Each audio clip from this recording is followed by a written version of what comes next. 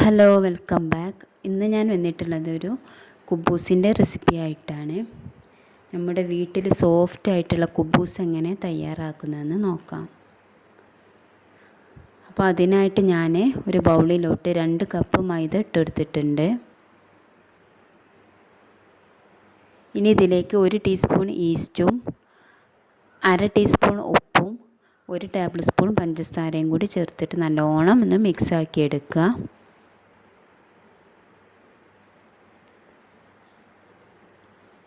ഇത് നല്ലോണം ഒന്ന് മിക്സായി കഴിഞ്ഞാൽ ഇതിലേക്ക് 2 ടേബിൾ സ്പൂൺ സൺഫ്ലവർ ഓയിൽ ഒന്ന് ഒഴിച്ചിട്ട് അതും ഇതിൽ നല്ലോണം ഒന്ന് മിക്സാക്കി എടുക്കുക.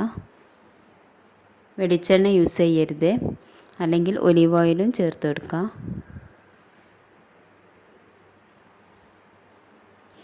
ഇനി ഞാൻ 1 കപ്പ് ചൂടുവെള്ളം എടുത്തിട്ടുണ്ട്, ചെറിയ ചൂടുള്ള വെള്ളം.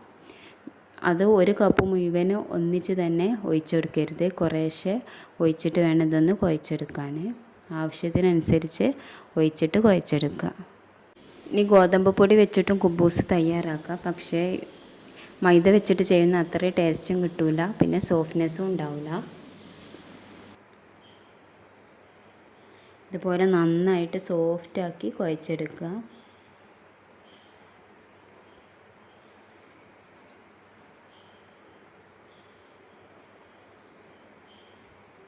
ഇനി ഇതിൻ്റെ മുകളിലായിട്ട് ഓയിലും കൂടി സ്പ്രെഡ് ചെയ്ത് കൊടുക്കുക. അതിനുശേഷം 2 മണിക്കൂറൊന്ന് പൊങ്ങി വരാനായിട്ട് മാറ്റി വെക്കുക.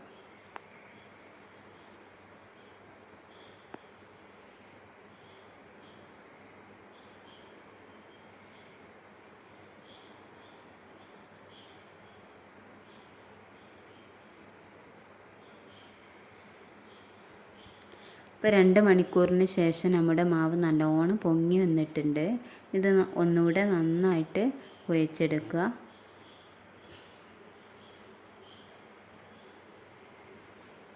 ഇനി കൗണ്ടർ ടോപ്പിലിട്ടിട്ട് നല്ലോണം വലിച്ച് കുഴച്ചെടുക്കണം. എന്നാലേ നമ്മുടെ കുബൂസ് നല്ല സോഫ്റ്റായിട്ട് തന്നെ കിട്ടുള്ളൂ.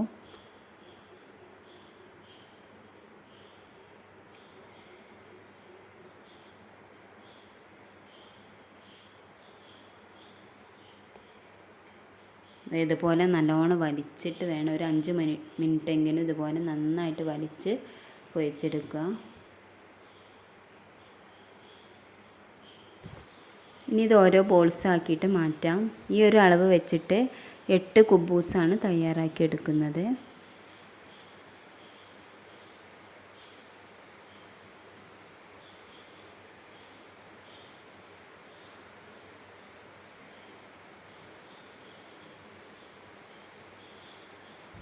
ഇനി ഇതിൻ്റെ മുകളിലായിട്ട് ഞാൻ ഒന്ന് ഓയിൽ സ്പ്രെഡ് ചെയ്ത് കൊടുക്കുന്നുണ്ട്.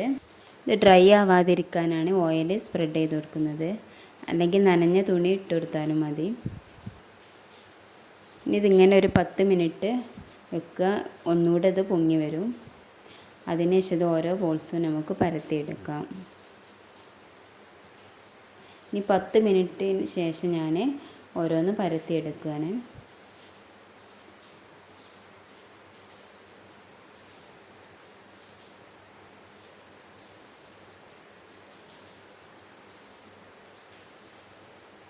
നമ്മുടെ ചപ്പാത്തിനെക്കാട്ടിലും ഒന്ന് കനം കൂടിയിട്ട് വേണത് പരത്തിയെടുക്കാനായിട്ട്.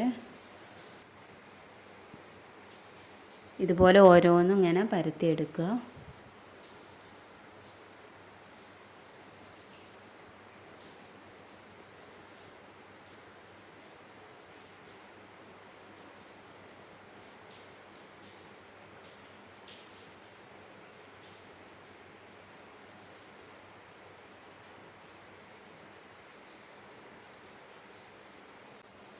ഒരു തവ ഞാൻ സ്റ്റൗവിൽ വെച്ചിരുന്നു, അത് വീഡിയോ എടുക്കാൻ വിട്ടുപോയതാണ്. അത് നന്നായിട്ട് ചൂടായതിന് ശേഷം ഞാൻ കുബൂസ് ഇട്ട് കൊടുത്തിട്ടുണ്ട്.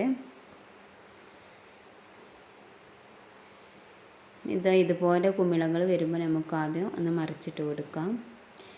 ആദ്യം ഇത് തവ വെച്ചെടുക്കുന്ന സമയത്ത് ഫുൾ ഫ്ലെയിമിൽ ഇട്ടിട്ട് വേണം കുബൂസ് ഇട്ട് കൊടുക്കാൻ. അതിന് ശേഷം ഫ്ലെയിം ഒന്ന് മീഡിയത്തിലേക്ക് മാറ്റി കൊടുക്കുക.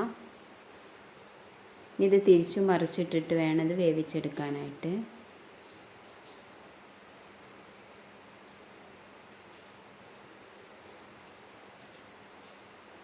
ഇതുപോലെ എല്ലാ കുബൂസും നമുക്ക് ചുട്ടെടുക്കാം.